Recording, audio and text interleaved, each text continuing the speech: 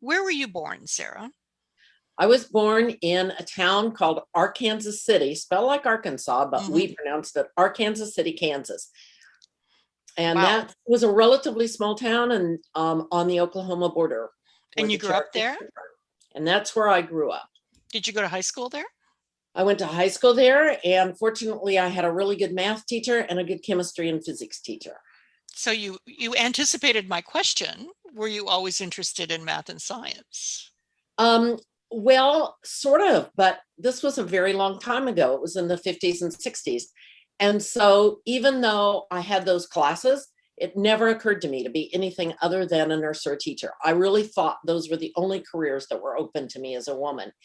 So my family, my friends were not scientists at all. So there were no like scientific journals hanging Mhm. around the house like there are now around our house. And so I had no examples of scientific careers. I don't know of anybody in Ark City other than the teachers who were scientists. And certainly it wasn't a career for a woman. Well, listen, in the 70s was the same thing. You could be a teacher, you could be a nurse. Um, and I was told I shouldn't be an accountant because that wasn't Ah, really good. But they did tell me a pharmacist would be good job for a housewife. They did tell me that. oh, that's interesting. Yes, for a housewife. So what did your parents do? My mom was a teacher and my dad was a salesman. So you had teachers in your family I that had you, teachers in mhm, my family too, but that's about all that anybody was. I knew I was not made up to be a nurse. That yeah, was not going to be my right. career. So when you finished high school, you must have thought, okay, I'll go to college. What did you take in college? Well, my parents thought you will go to college too, by the Yes. way. I mean, that was Mhm. they hadn't gone to college. My mom did later in life, but they hadn't. And so it was very important to them Mhm. that I went to college and that my younger sister did too. And I was pretty good at math. So I was in an advanced math class. And one time in the hallway, when I was a freshman at college, the University of Kansas, my math professor, Professor Lee Sonneborn, asked me what I was going to do. And I said, well, I'm going into education because I'd already ruled out nursing. And he said, no, I should get my degree in math and go to Stanford or Harvard if I wanted to get a degree in education. And I said, oh. And so it wasn't until I was a senior and took a beginning Fortran class that I even knew anything about computers at all. Maybe they hadn't been invented before that. Oh, I'm sure No, they were I knew they, invented. I So knew they had been. what Right. program were you in college then? What were you taking? It was a Bachelor of Arts in Mathematics. So math was in there as So a I part, yeah. graduated in math, but that guy, Professor Sonneborn, basically saved my life because when later on I chose to go back to school, I had a math degree behind me Right. as opposed to education. And I did graduate in math and went to Stanford for a master's in education. So you have a master's in education. Uh-huh. And taught school. I taught high school math. For how long? 3 years. I did not know that. And where were you where were you teaching? In California, in the Bay Area, not far from Stanford. I mean, in that general vicinity. Right. Did you ever go back to Arkansas? Oh yeah, well, Mm. just I mean for visits all the Right, time. but not to So, live. no, no, No, no, no, no. it's It's not in the a cards. it's a nice town, but it's not a good place for me to live, right? Right. So when did you move from teaching? When did you know teaching wasn't it? And then you were going to do something else? What happened Every there? Sunday night when I was crying, thinking about having to go in and teach in the classroom the next morning is when I knew teaching wasn't for me. Interestingly enough, now I really like to teach. I think I was just too young for high school students. Hmm. And too naive. But you had to take continuing education when you were teaching. And so I took a class in programming at San Jose State University. And somebody there mentioned that there was a master's program at Lawrence Livermore Lab where you could do a work study thing. So you could work and you could get a degree, supposedly a master's. And so that's what I did. I applied for that. And like I say, it was handy that I had a math degree as my Right. background. And I was assigned to a group that wanted to build graphical simulations. And so that was my introduction to computer graphics. Do you want to see a picture of I the early one? do. I do. So it was serendipity that you were assigned to that group. Serendipity, that's right. Because all I knew really at that point was Fortran. That was about it. So But this was one of our early, so it was a group, it was Lawrence Livermore Lab. So they wanted to do simulations, and you might think it looks pretty rudimentary and crude these days, but it was a big deal for them. I mean, people did simulations of battlefields by doing them on a great big table, and then they would just move their troops around. And so to suddenly be able to do it digitally was a big deal. So the RAM tech that we had, I believe, was the first, if not one of the very first commercial frame buffers that was ever sold. So what year would this have been, Sarah? Or the That would have 80s? been like right around 1980. Yeah. And is that where you would have met Kelly Booth and John Beatty? Yes, I had met them earlier. Let's quit the screen share. I had met them earlier. I'd met them essentially right when I came to the lab. And they were some of the first people I worked with because they were working on a machine called a Sigma 7. And that's the group that I was first assigned to. And Kelly had already done a simulation that was just a static one. It wasn't a game where you could interact with it. Mm-hmm. And so I was assigned to that group. And then the physicists that were working with that actually got really serious about computer graphics. So two of them, Hal Barnett and Ken Froschner are their names, went with me, and we visited some of the graphics labs in the country. We went to the MIT Media Lab. Wow. We went to Bell Labs. Yeah, that was a big deal. Yeah. It was in the mid 70s. In fact, this was before I started what we call the Sim Lab. It was in preparation for that. So I met Chris Schmant at MIT, and at Bell Labs, my cousin actually worked with Ken Knowlton and Lillian Schwartz, and they were doing early computer graphics art, and some of their stuff showed up in early SIGGRAPH things. So you went to Livermore to get your master's. When did you then say, I'm done with teaching? And once you got your master's? I quit teaching, went to the lab, worked part-time at the lab, and got my master's, and kind of segued into getting my PhD. Mm-hmm. And where'd you do your PhD? Both the master's and the PhD were done at the lab, but it was through UC Davis, the University of California at Davis. Wow. So this is not something you would have ever imagined growing up that you'd be. No, I couldn't have. I mean, for starters, it was pretty esoteric to even know anything about computer graphics in the 60s when I was in college, right? I mean, and even computer programming was pretty new. I mean, at the University of Kansas, it was still pretty new by the time I was a senior. Mm-hmm. But that one Fortran, I mean, one of the things we've heard over and over again from people is they would take a class in Fortran or in programming and then just get hooked, and then that was it. Was that true for you too? Yes, absolutely. I loved it. I mean, I think had I known and done it earlier on in my life, I would have gone into probably some kind of, and I always liked computer programming. I mean, I really liked graphics. Right. Too, and etc. But computer graphics wasn't a long-term established field, at that point.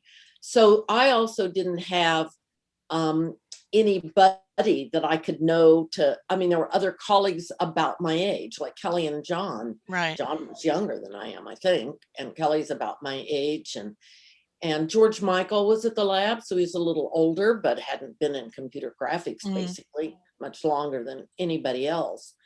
So lots of people had done innovative research kind of historically, but everybody was still learning and exploring. I mean, well, it was at the very beginning. So in some ways, that's great because you created. That's right. There weren't any elders in the field. That's just a funny thought to me, to have, another whole generation that you could look up to, because we didn't have that. But you did have mentors who got you to where you were. You had your high school teacher who suggested and then who gave you the interest, and then in college told you where to. The professor that told me to stick with math. I mean, it kind of helped guide me to sort of, absolutely. In fact, I think, you had asked earlier when we were talking about a role model for my career, and it would really have to be a composite of a whole lot of people that Right. inspired and taught me. So, Kelly and John to some great degree, George Michael at the lab, seeing Chris Schmann at MIT labs and what they were doing. So all of that, you're right, contributed. And when you gave when you were on the panel at SIGGRAPH in 2018 in Vancouver, you talked about what you were just talking about now, that it was war games that you were simulating. So does that connect with, how did you go from there to what you ended up doing your PhD work in? Well, yeah, that's interesting because I was doing that simultaneously with my PhD work, but that was a segue to what I did subsequently. So my advisor was Steve Levine, who was in computer graphics at Lawrence Livermore Lab, along with John and Kelly.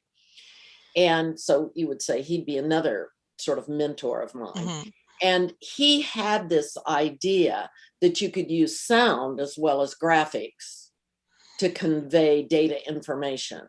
The lab was very, even though I was doing wargaming, that was kind of more of a subset of the kinds of things that were being done in graphics. They were really doing lots of great big data sets in graphics. And Steve had this idea that you could use sound as well. And so that's what my dissertation is in, is using sound for data presentation. And right. And so then that kind of led me to this notion that graphics and user interfaces go so closely together. And that's kind of how I ended up actually moving then into computer human interfaces. Well, because that's what I think of you, your specialty is, right, is HCI. Now, after you moved from Livermore, where did you go next after Livermore? Well, after I was at Livermore, I went to Xerox, and they were doing the Star computer at that point, and I was in their user interface group. But I wasn't there very long before I went to Xerox PARC, the Palo Alto Research Center for Xerox. Yeah. And I was with a group there that really, quite frankly, became my passion, who was using what is now very definitely computer graphics, but trying to connect people at a distance with technologies. Just what we're doing. Like today. Zoom? Exactly. Like Zoom. In fact, I will show you another picture of of that old kind of thing. So you were prescient that we would end up doing this. Well, we like to think that we were, certainly.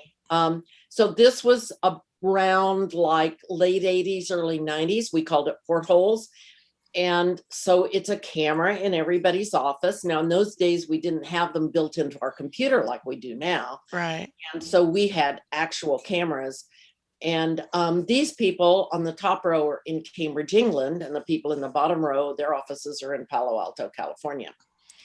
And it was what we called an awareness server, because it wasn't live like Zoom is today. I mean, today you're in Canada and I'm in the US and we're live, but these were just still images, but we learned to make very great use of it. We'd leave messages for each other. And was this meant to be the precursor to a product, or was just your way of communicating? It was part of the general research umbrella of how can we use technology to connect people effectively. Right. So we were already connecting Palo Alto, California, and Portland, Oregon, which of course is where I live now, outside Portland. Yeah. And we had an ongoing lab that, every day we were in communication.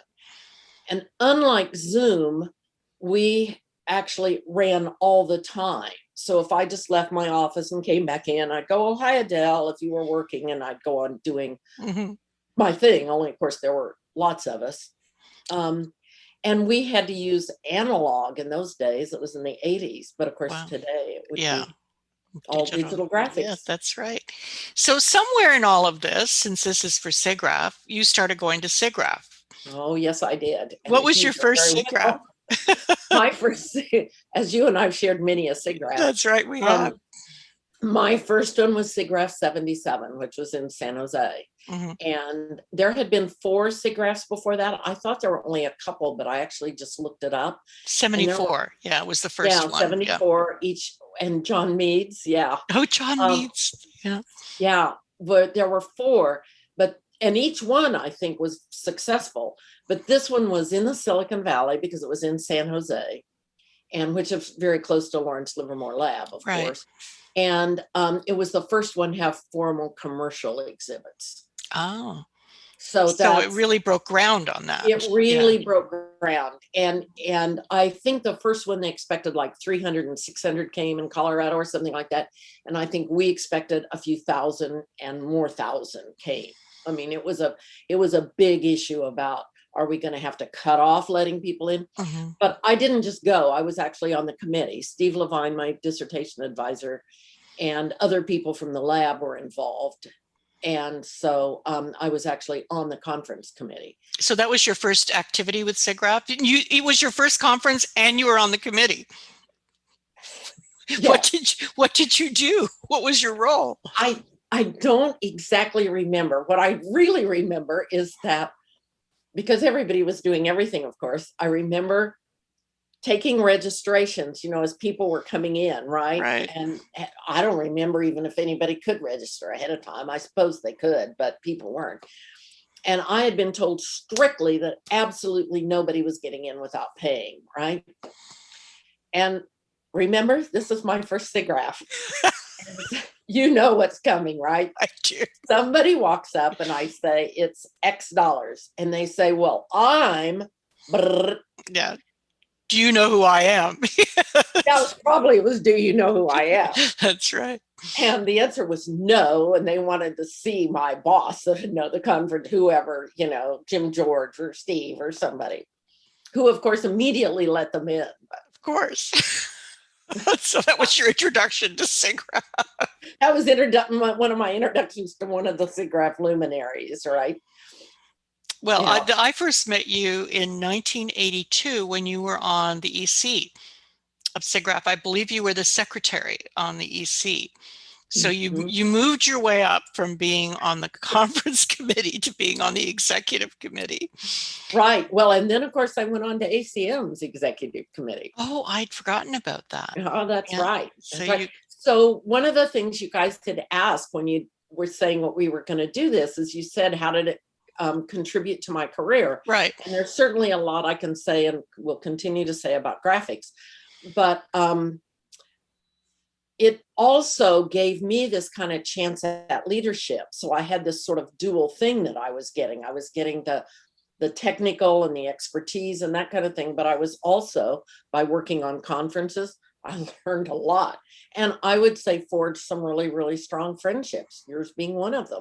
Well, I was going to say, if the friendships and also the connections maybe to Yes. people that you wouldn't have otherwise met, that would have, I don't know if people you met at SIGGRAPH might have been one of the reasons you ended up at EuroPark for a while instead, Right. and it could have just been a natural extension of being at Xerox PARC, but I don't know anyone who hasn't gone to SIGGRAPH and made some professional connection. Absolutely. That further. Well, and of course, SIGGRAPH really led to, I was then, when SIG-CHI, the Computer Human Interaction Conference, started, then I was the liaison between SIGGRAPH and Right. SIG-CHI. Yeah. So that led me to that. And then I think some of those people actually did. It was somebody there that actually helped me get into Xerox. Right. Initially. And so it did contribute to your career. I know you did panels was it SIGGRAPH 89 that you did panels? I'm trying to remember. No, and I really remember, I remember several people doing them. John Lasseter did a panel that year. It was fun. Yes, you and I knew each other. Well, and that was the heyday. That's when numbers at the conference were starting to go up, and Boston was a smaller conference because of the size of the convention center. That's right, because of the venue. But panels were, and it was the first time that we were in Boston, and panels were a really important piece of it. And I remember, yes, That's right. That's where we work together, among other places. But Exactly. But there's something else about the SIGGRAPH conference, which is really a part of SIGGRAPH, that I was thinking about, particularly since I've been very involved in SIGCHI and then ultimately in CSCW, Computer Supported Cooperative Work. So each of those has kind of been a step, but I really see SIGGRAPH as the sort of foundation. I mean, there's an aspect of graphics that comes into all of those. But one of the things I think that's so wonderful about SIGGRAPH, frankly, is that unlike most academic conferences, it has this great breadth. I mean, it went from tightly refereed technical papers, and I remember John Beatty giving me a lecture about why it was important that we only have a single track. If you remember that controversy that went on for a yes, long time. that's right. To an exciting film show. I mean, remember, people lined up forever to get into that. And then the latest and greatest in commercial technology.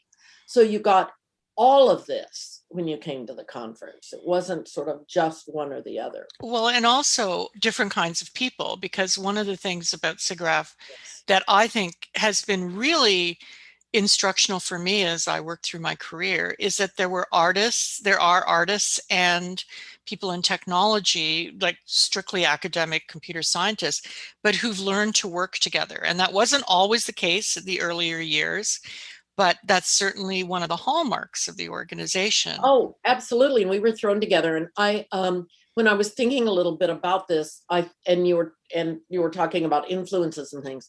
I really, really, really still remember Marcelli Wine's Hunger. And if people haven't seen that, I think that is an absolute must. And I would have seen it probably in the late 1970s, but he actually did it earlier than that. Yeah, I was just talking to Marcelli the other day, and I believe it was in the late 60s. Yes. And he won a Technical Academy Award for that work in 1997. Because it really was groundbreaking. But SIGGRAPH was really one of the places where you would see stuff like that. You wouldn't otherwise have had an opportunity to see that, or to meet Marcelli or the people that worked with him on that. Luxo Jr. from Pixar in 1986. 1985, I think. Oh, was it? I still 85? have the t-shirt. That's right. I still have the t-shirt. Luxo Jr. and then The Adventures of Wally B, I think it was. That's right. That's maybe it was all around in that area. But I think, seeing all those things, and you can't help but say, all of that kind of goes into your head. And then when you're doing things, it kind of comes, you may not recognize that it comes out, but it does. Well, even the leadership part, because learning how to work with different kinds of people who come at problems or situations from different perspectives isn't always an opportunity that you get, especially if you're working strictly in technology, or if you're working strictly in academia. Absolutely. And I know that having that experience in the leadership role that you had, and especially panels, because panels is so broad, it's not strictly about one topic or another, that you would have had that opportunity. So I'm really glad you raised that as one of the advantages, or one of the contributions that SIGGRAPH had to the way you ran your career. I think so. Not I think so. I know so. Yeah. And what happened after PARC? What did you do after Xerox PARC? After I left Xerox PARC, I became a consultant, and I consulted for people. My user interface work and the PARC stopped the project on doing technology across distance, or I would not have ever left. I mean, I love that work.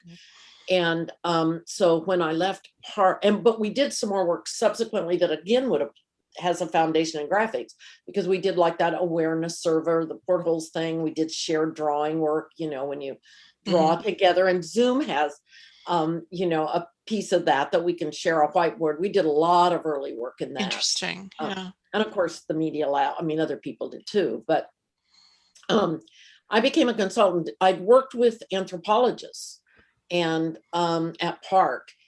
And so they taught me some of the ethnographic methods for doing interviews and observations. So I mostly did field work for my user studies, kind of user study work. And so then I worked for corporations, you know, when they were trying a new product out, or they were exploring, trying to figure out what product might fit. I would do those kinds of studies for them. So I did that.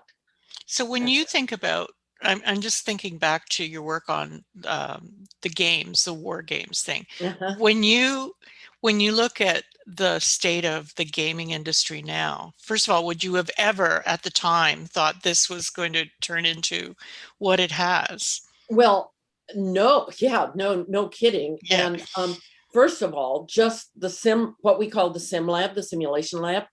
Tim Stevenson worked closely with me on that. When we did yes. that, yeah, when we did that work at the lab, that's still going at the lab. It's a bigger, fancier facility now, but it is still an active part of what's going on at Lawrence Livermore National Lab now. And yes, just the wargaming industry. And I taught a class, I don't know, a few years ago, probably at SIGGRAPH, on user experience studies, looking at user interfaces, basically. And there was a guy in the class who worked at one of those gaming companies, because of course the user interface is a big part of that, Sure, right? yeah. I always wanted to get a job consulting gig, you know, looking at that whole interface stuff, but it's fascinating. It's Well, fascinating. and it's that whole industry just blew up into something huge. And when I think about the work that you were doing in the early, you know, when it wasn't an industry, you were doing it for something quite different. You were doing it for real life. I assume that they were trying to sort this out for real wars. I just, you know, when you say you didn't have mentors, you really are the mentor for the people working in that industry now. You really are the role model. Um, Lots of us, but it is funny. I mean, it's just funny to think that we're the old generation. No, yeah, I don't. I try not to think about it that way. We're the elders. That's That's right. right. We're the That's right. elders. So, Um, would you have done anything different if you look back now and you think, yeah, I would have. I mean, but it's easy in retrospect. So I sure, don't know that I ever could have seen it. There are right. two things I think. There's a question I ask myself, but there are two things that I would have done differently. I would have taken publishing a little more seriously. I wasn't in academia, so I didn't have to publish. But publishing gives you some credibility and access, I think, that that you don't get if you don't, because people don't have that same knowledge about your work. So Right. it just seems a little less formal than if you've published about it. And I think hand in hand with that goes the fact that I would have stood up more strongly for our research at Xerox PARC if I'd known more, if I hadn't Hmm. been kind of quite so naive. Yeah. Well, And of course, publishing would have helped that too. I mean, you would that have would have had more also, clout. because exactly the Yeah. outside world would have been stronger about it. Right. But the other thing that I look at in the past, and I don't know if I would have done it differently, is every now and then I look at somebody that took on something back when I started, and they did too, and you know, maybe a subject area, and they really stuck with it, you know, and they maybe were in academia, maybe in industry, but they just really kept digging down in it. And I thought, I have nothing to show for what I've done, because you know, first it was the wargaming thing, then it was, you know, user interfaces, then it was connecting people across distance, then it was user experience studies. And I think so I think we're probably all along some depth breadth spectrum in our Hmm. work. And I don't think you can start out at age 18 or 20 or 25 and say, oh, I'm going to work in depth, or I'm going to be broad. But I think it wouldn't hurt to kind of think about that a little bit. And I think there have been times when I thought, why didn't I just stick with one thing? But I think I've enjoyed being able to, you know, move along probably and have a variety of I experiences. don't think you would have had as rich a career, as rich an experience if you had Mhm. just stuck to one thing. Yeah. And you know, to me, that's kind of always been the definition of someone who gets a PhD, someone who can like really focus on one thing in order to write that dissertation. But then what happens afterwards for you, you found all sorts of other things that were interesting to you and you moved along. So That's an interesting thing to think about. Should you think about that at what age? Because when do you have enough information about what you're good at or what you really want to do, or do you ever Or do have you ever? Or do you have that ever? kind of That's right. information? That's Well, right. which is one of the things I wanted to ask you about is when you um, what I know that you do work with younger people. I know you have done in the past. What advice would you give someone who is interested in science or computer graphics in particular at this point? What I always have said, and you're right, I don't have children of my own, but I have a variety of nieces and nephews and now even adopted grandchildren. So I get a chance every now and then to talk. I've always said keep your options open. Do, I think that's that lesson I learned from the professor at KU when he said, get your degree in math. And if education is what you want to do, then go into math. So, I mean, then go into education. So it kept my basis a little broader for me than Mhm. education would, because math was the thing I liked. So I think it's important to be flexible. I think it's important to keep your options open, keep your education broad when it's possible. I mean, not, when it's not, but you've got to be prepared to take advantage of opportunities, as you pointed out. I mean, many of the things I've done didn't even exist when I was in college. That's what I So tell people, young people, the job you're going to do probably doesn't even exist yet. this right now, And that's that's exactly true. right. You know, that's been true for a long time. But for people who, like you and John and Kelly and Steve Levine, who started off when there really wasn't a computer graphics industry, you invented it as you went along. So, you know, the work that you did in gaming, for example, is fascinating early work that's turned into Right, something right. huge that And it may not have all flowed exactly from that, but who knows? You see it all over, and yeah, absolutely. yeah. Absolutely.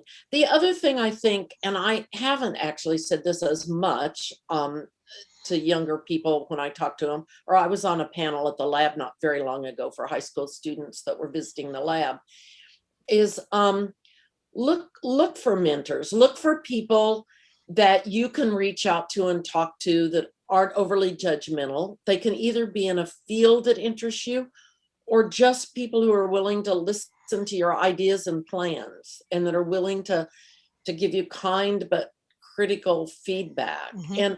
And I realize I do have a couple of, now they're in their 20s kids, but I don't actually know a lot about their field necessarily, but they'll come and we'll just talk about what they're doing, and it's Well, pretty exciting to see what well, and kids not 20s, not 30s all. are doing.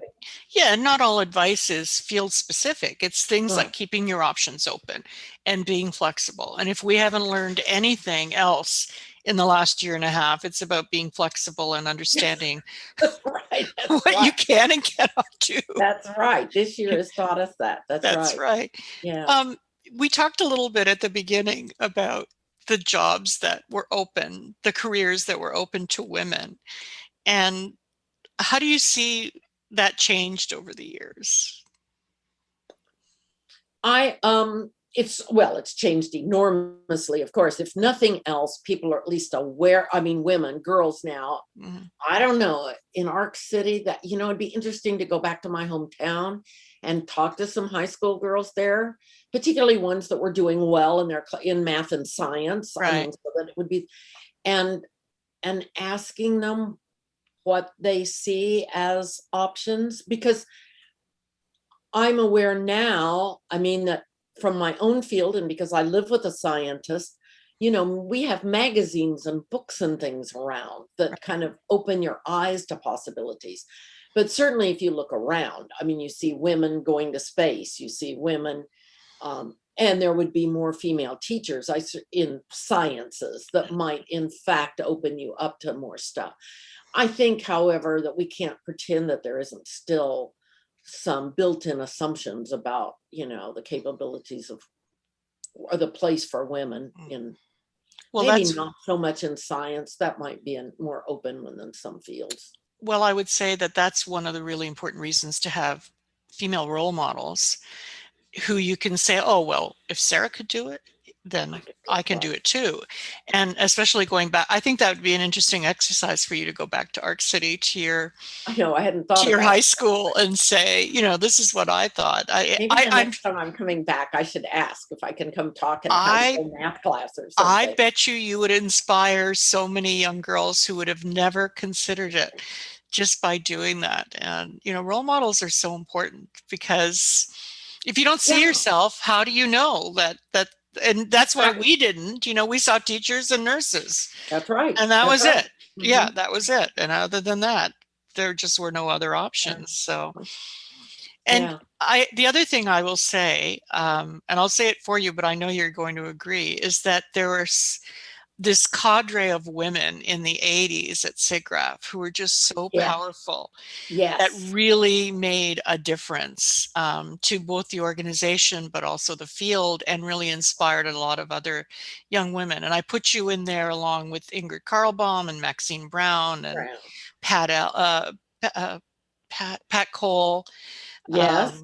That's Yes. right. Yeah. Ellen Gore, a lot of the Elaine Sonderegger, a lot of these women we've lost over the years, but But the other thing that does for you too is it makes it more comfortable for you to be in that. that's And right. so then I think you can absorb more of, the technology, the art, the everything else, if you're not kind of constantly having to worry about whether you fit in or not. And I That's think right. that, And it made a big that's right. difference. And I could go on, but you know that group of women, many of Maureen whom are Stone Maureen was Stone, around.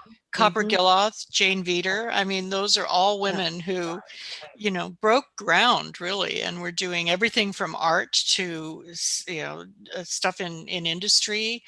To Maureen, it was the first female papers chair, I was told the other day. So Wow, that's cool. Yes. So at the very technical end, that's right. Maxine working with Tom Defani in the visualization Yep. work. Yep. Yeah.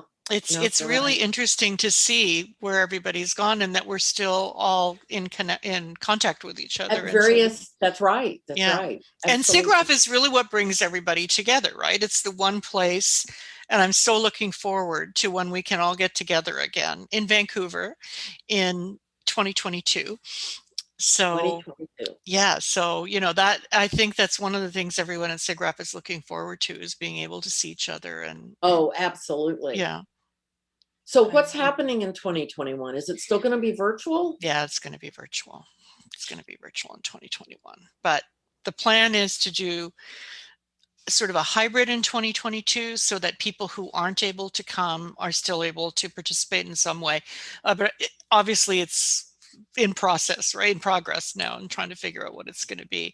And I know Scott will take all this out of the final edit, but I think it's, for us, it's certainly, I know we're all of us waiting to, like, how can we all get together at SIGGRAPH in Oh, Vancouver? So yes, yes, absolutely. yeah, Absolutely. That's very interesting though. Well, this is back to kind of this love of mine about technology connecting people. And of course, right. computer graphics is central to that because Hmm. that's how we do it, is with graphics. But lots of places I hear are saying exactly what you're saying, that we're really going to have a combination. Yeah, That it's that we can't just have to come together in person anymore, that we're going to have to allow some kind of hybrid thing. And right, even in local communities I'm in, they're talking about that, because people that can't drive at night want to right. go to evening things, or people that want to come from a distance join Mhm. something and they're far away, or you want to have a speaker and you don't want to fly them in. I mean, Exactly. Well, and I, and doing courses that, I took a course in writing over the spring, mhm. and it was at the University of Toronto. It would have been almost impossible for me to drive down once a week. It would have been, and there were people there from across the country taking the class because we could. Now it's not the same as one of the things I refuse to do with you is have a glass of wine this way, because I want to save that for when we can actually do Yeah, it no, I together. know that's never, I've tried it with a few friends. Yeah, it doesn't. So It's last summer it was 6 feet apart on the deck, yes, yeah. But um, but I know that, one of the reasons we wanted to do this is so people who wouldn't either don't know you, couldn't have this conversation with you, or who might be intimidated about coming. And, so it's easy for me to have this conversation, but to let people know about your background. And I think it's fascinating that you started off wanting to be a teacher because that's all. That's fine. What I That's knew. that's I mean, that's right. And then you did it and you realized, yeah, maybe not. so I have to show you one more thing, and that's that computer graphics is still a part of my life today, even as a hobby. So you can actually I do lots of things with graphics online now to make things for people. Huh. And did you know that you could even make leggings with online I pictures? did not, but that now, who are these lovely babies? And so that is a toddler, my great grandnephew with my niece. So I love it. So uh, there is life after SIGGRAPH and life after and it's art. still in computer graphics. It is The, still. So you asked me how computer graphics influenced me, and it's still influencing me today. so are you retired now? Are you still doing Um, consulting? I'm pretty much retired. If a good consulting job came along, I would Mhm. love it. But So this I'm is how you use your creativity now, is to that make this is how and my computer graphics. Let's in your not forget. computer. But Well, I of worked at course, the combination of art and technology to do That's right. That's right. I never was too good at the art part. I never aspired to be an artist. That's okay. That's why you have other people that you get to That's work right. with. That's That's the right. collaboration part. Well, Mhm. Sarah, I really want to thank you because first of all, it's always fun to talk to a friend. Great We've to known see each you other. anytime. I worked at the math or the arithmetic, and the first time I met you was 39 years ago. I know. Did you really need to say it that way? It's easier Well, when you say, I met you in 1980. 1982. That's right. So, but I mean, for me, one of the best things about SIGGRAPH are people that I've known for so long, really a lifetime, right? And how we've worked together And on that we do keep up connections. yes. And as much as I have a love-hate relationship with Zoom, I'm grateful that, we can see each other and I have know this that we can do this. conversation, but we'll save the more fun part for Uh, for yes, when Vancouver. we can sit down together with a glass of wine, That's that's right. right.